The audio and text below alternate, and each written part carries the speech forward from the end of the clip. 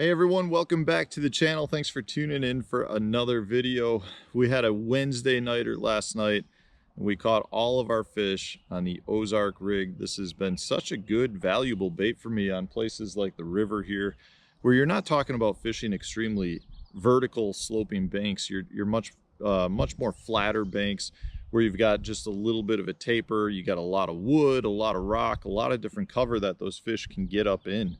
And the Ozark Rig has been really good for me. And I think you guys have seen that over the years. You know, I've definitely been throwing it quite a bit now, and it's a staple in my lineup. Caught a lot of really big fish on it. You can use it with a lot of different baits, whether it's a creature hog, kind of beaver style bait like this, or whether it's a cut tail worm. It's a very versatile bait that adds a lot of different action and gives you a different presentation over a traditional Texas rig. And every time I use it in some of those Wednesday nighters or my professional level tournaments, or I do a video on it, I do get some questions from viewers that ask me, well, what are some of the different retrieve styles that you use with it? Is it simply just a drag on the bottom?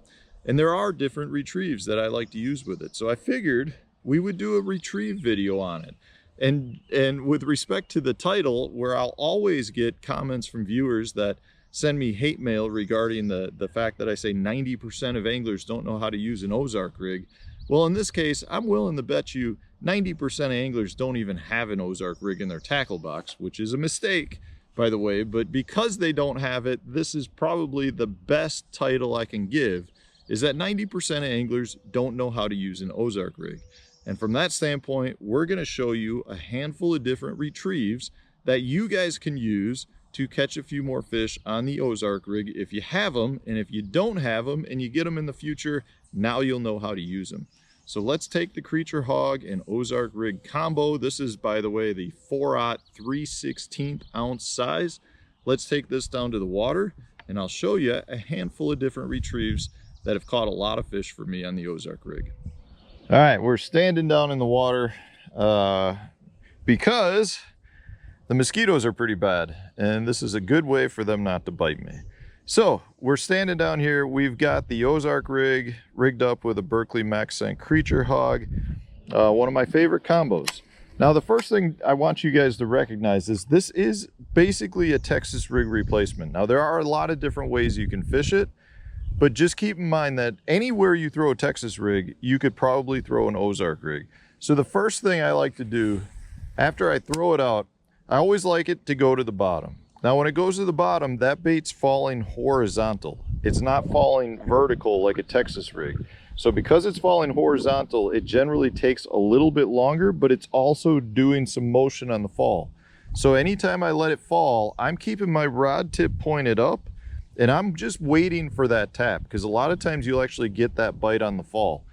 If I don't get a bite on the fall, the first thing I do is I give it a quick little pop, just a little hop, a little wrist pop.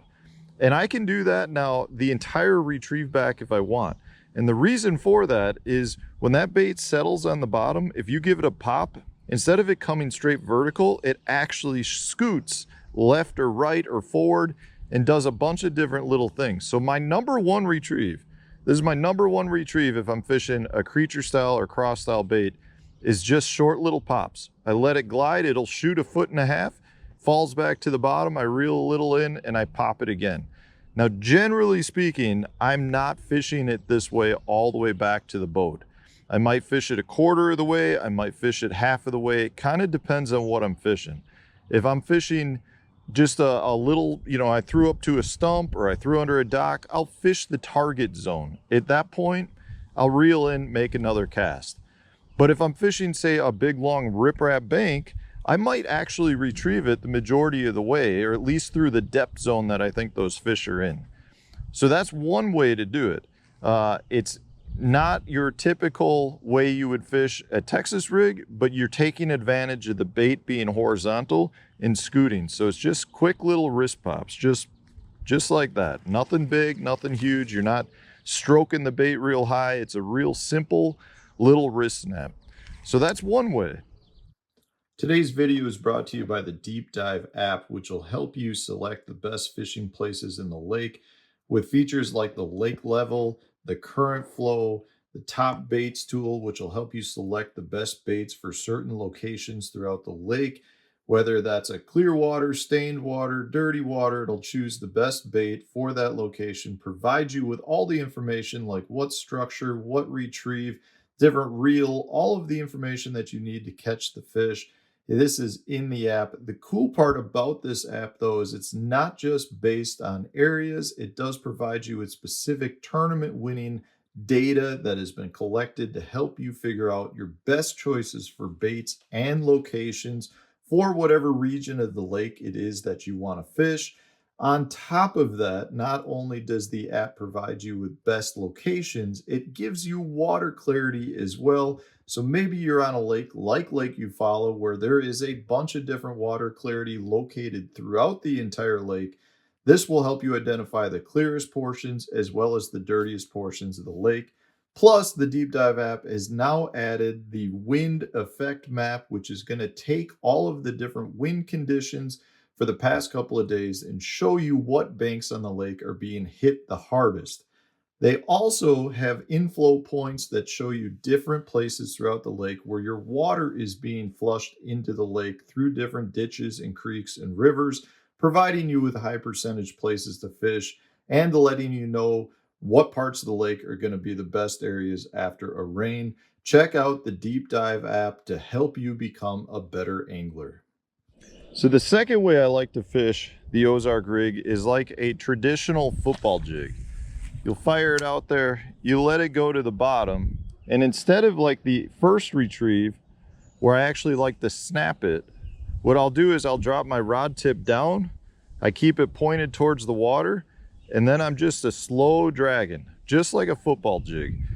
Doing nothing special with it, just rod tip down, drag it, sweep the rod a little bit, and then I'm just gonna reel in my line, sweep the rod a little bit, and you're fishing it just like a football jig. But the difference here is your bait will almost release and glide just a little bit, glide up and over a rock, into a crack, come out of it, versus a football jig, which is stopping right where you stop it. In this case, it almost has a little bit of a Carolina rig effect. So when you stop your rod, that bait will actually kind of come up and over and glide up and over it.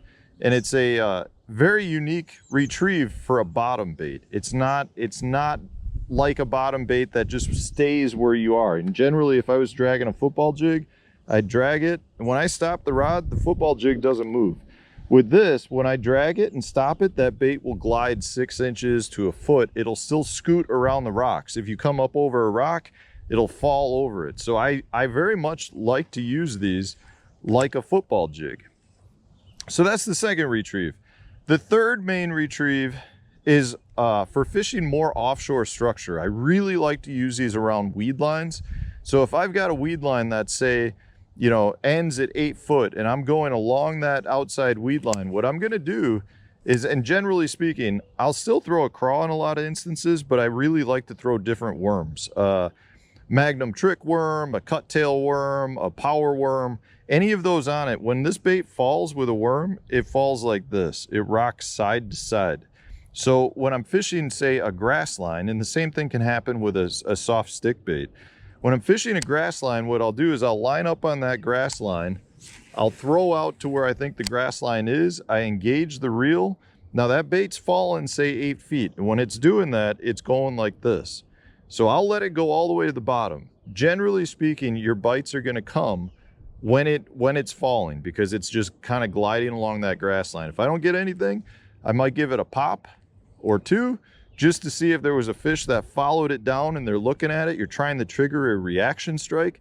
If I don't get anything, I'm reeling it up high again, trying to get it up towards the surface, and then I'm letting it fall right back down along that grass line. And then I'll pop it when it hits the bottom, pop it once or twice, didn't get a bite. I'm reeling it up so the bait comes up to the surface, and I'm letting it just fall along that weed line again. The same thing works really well if you're fishing a big grass flat and you've got holes in the grass you're fishing. In that instance, what I'm doing is I'm throwing into the hole and I'm just letting it glide down into that hole. If you don't get a bite, you can reel it up and let it drop into the next hole. Very similar to how you'd fish almost a Texas rig if you wanted to. And the key with this too is if you're throwing, say, a speed worm, a Magnum speed worm works great on these. You can actually reel this through the cover the same way you would be fishing a speed worm if you're straight retrieving it through the cover. So in this instance, this guy works just as good. You know, you've got this tapered front, so it comes through the grass great. As long as you've got your bait tucked up to the point where the point of that cut, of that slope, goes into your worm, it comes through grass amazingly well.